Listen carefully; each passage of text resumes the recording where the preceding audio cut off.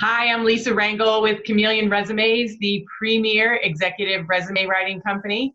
And I want to thank you for being here with me today on my YouTube channel. Today, we're going to talk about that infamous, always expected question that you're going to hear on an interview. Tell me about yourself. So we're going to address that question today and how to compile your answer.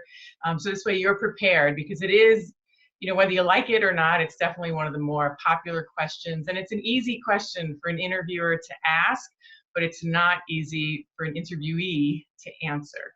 So, people ask me all the time, why do interviewers answer or ask this question? And for the reason I just stated, it's easy for them to ask. But additionally, they're looking for how you communicate about yourself, how comfortable you are communicating about yourself. And it's really an opportunity for you to give them a snapshot of what you want them to think of you, as almost like a first verbal impression. You're going to make your first impression upon walking into the interview room, but this is your first attempt at making a verbal first impression. And it's really an opportunity for you to leave with them what you want as what you want them to know about you and what you want to showcase. So I'm going to give you 4 parts to compiling this tell me about yourself answer that will help you make it powerful. And I'm also going to give you 3 things not to do when you are compiling your tell me about yourself answer. So we're going to make sure that you are ready. I'm just going to check my notes here. I think I got everything. So basically, the 4 points, let's start with the 4 points. So first, I want you to focus on what makes you exceptional. Now, if obviously you're interviewing for a CIO role or a CFO role or a VP of marketing role, you're going to be up against other CIOs, CFOs, VPs of marketing. So to just simply say that that's what you do, you're not really differentiating yourself. However, if you're a CFO that prides yourself on forging relationships between all the different departments and making numbers easy for people, or a CIO that really ensures each area is utilizing technology in a way to maximize their own department, which in turn obviously hits the company's goals, that could be something that you mention. If you're a VP of marketing that really looks at the ROI of marketing and you have the examples, I'm getting ahead of myself here, the examples to back that up, then that's the key. Is I find that anytime you can show that you are the type of person, no matter what your role is, that can go beyond what your role is and show how you make your function be utilized better by other departments. And making, maybe if you're a CFO, making numbers friendly to other departments that are not, non-financial managers and professionals. Anytime you can bridge the gap, that is always a really helpful point in a way to make yourself different than other people that you're interviewing. And of course, it has to be true, but the key is to point out, not only say what you do, but then couple it with what makes you different, what makes you strong, and then obviously have those examples. The second is, I find that it's important to be confident, but you want to be confident in such a way that shows how you serve the companies that you've worked for, and not have it be necessarily this, cocky position of how awesome you are. So, and it's a nuance, but you want to be able to word, the tell me about yourself answer in how you've served, in how you've put others before you, how you put your goals of your company, as a paramount position in working. Now, that doesn't mean you're, making yourself a doormat by any means. I find that if you are the type of person who puts the company's goals or other people before you, but you're working alongside people and for a company whose goals are in alignment with yours, then that's actually not, that noble of a thing to do, but it sounds really great to say, right? Where it becomes this self-sacrificing thing is when our goals of our company and maybe of our coworkers are not in alignment with ours, and we're always putting others first. That's when we become, taxed and overworked and resentful. And that's not what we're talking about here. But, if you can really dig deep and find where your goals were in alignment with your prior employers and with your prior teams that you either led or were a part of, I think when you can then phrase, how you've served and phrase your wins and your achievements in a way that put the company and others first, I think it shows that you are looking for somebody or a company to join that is in alignment with your own goals. So I think that's the key, is not to come across like it's all about me and it's, you know, or all about you, and that it comes across in this cocky way, but you want to make sure that you're coming across confident, but in a way that shows how you've served either your company or the teams that you've worked with, or ideally both. You know, third is to have measurable examples of what you're talking about. You know, if, you know, I think it's key, you know, if you've had the lowest turnover rate in your department of staff, if you've shown that you can attract quality talent, and or you've mentored X amount of people, of which a certain percentage have always have gone up into management, whether it's within your, you know, prior employers or elsewhere, you know, to show that you have that ability to grow talent might be one way to put out measurable examples of how you are excellent at what you do. You know, being in a leadership component, again, whether you're in sales or marketing or science or whatever the case may be, you know, the common denominator in those type of leadership roles is you have to groom and bring along people with you. So you want to be able to show that talent.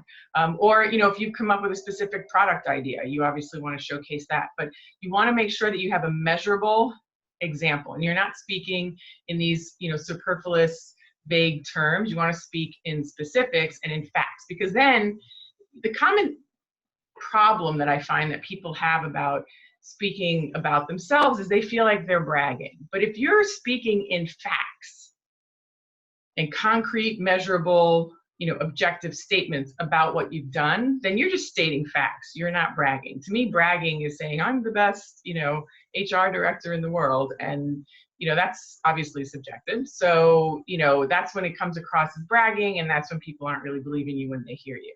But if you have concrete examples of how the staff that you brought in as a, you know, maybe a chief HR officer, and the strategies that you've put in place of, you know, lowered retention, increased sales based on some key power players that were brought in and they've been retained, and that sort of story, then that is obviously a much better, you know, antidote to tell in your tell me about yourself answer there. So, and then the fourth option to include in your answer when you're constructing your answer is you want to keep it short, keep it sweet, and you know, don't go on and on about how you know, where you went to high. And actually, we're kind of getting into the next three things of what not to do.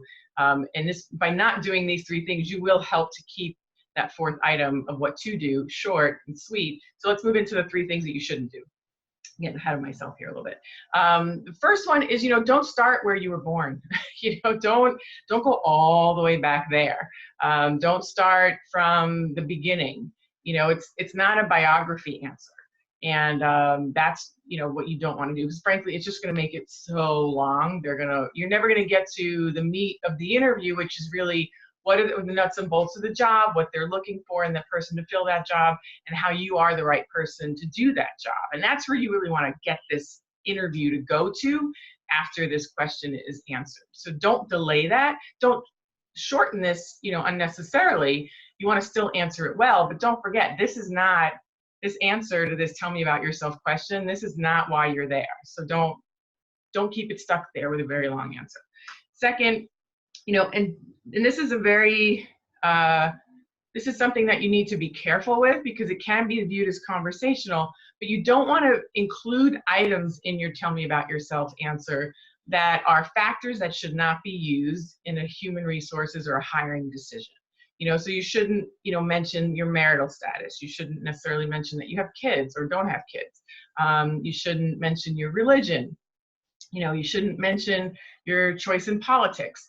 So, you know, now obviously if you're going for a political job or a religious, you know, affiliation type of job, there might be some exceptions to this rule, but, you know, you want to keep it you want to keep the answer focused on your profession, how you're different, and you know, what makes you exceptional at doing that particular job and in answering this question. So, you know, don't veer so much onto the personal that you're now veering into areas where that information shouldn't be asked on the interview, and you don't necessarily by any means need to offer it. So but once you offer it, it can become subliminal fair game, even though it's not allowed to be used in a hiring decision. So I would be careful about sharing anything that is in that classification of an answer that shouldn't, of a piece of information that shouldn't be used in a hiring decision. And then, lastly, don't use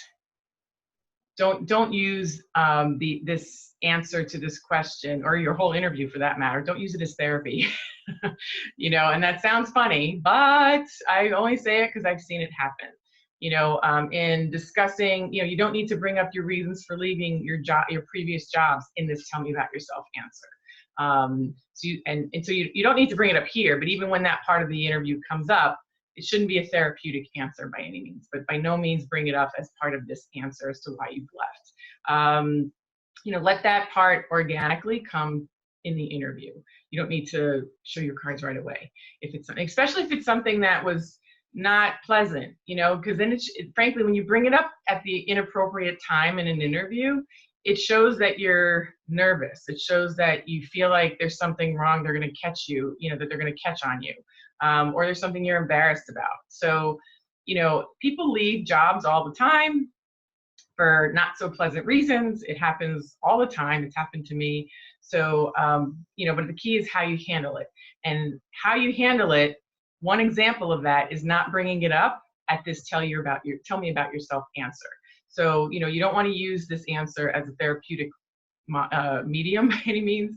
And you certainly want to make sure that you're only bringing up what's appropriate at this time, which is, your position, how it's, what makes you special at doing that particular role in comparison to other people that might be interviewing for that job, and and showcasing anything measurable that demonstrates what makes you unique in that particular way. So that's the key. So I've given you all the parameters that you need to construct your own custom answer to that tell me about yourself question.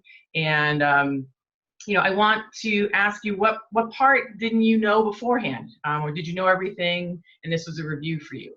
If you can let me know what part was most helpful to you or was new for you, let me know in the comments there. Or if you want to send me an email, you can send me an email at lr@chameleonresumes.com. And if maybe did I leave anything out? What else would you include in this answer? I welcome your feedback. It makes all of us better. So you can also put that either in the comments or send me an email at lr@chameleonresumes.com. And if you like this information and you want more to make sure that you have a very strong interview prep for your next upcoming interview, in the description, I have a link to my interview prep materials. It's at chameleonresumes.com/interview-bundle. And that interview bundle has a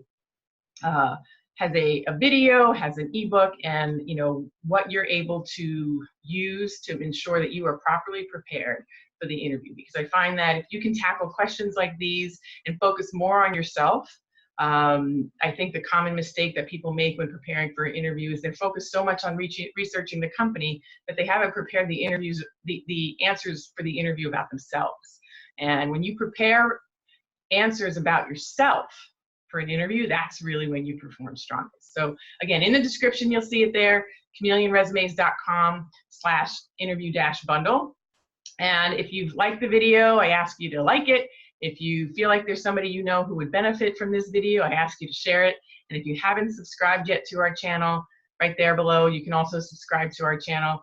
And this way you'll be notified the next time I put up another video, which will be next week. So again, Lisa Rangel, Chameleon Resumes, the premier executive resume writing company. And I thank you so much for joining me today. Have a great one.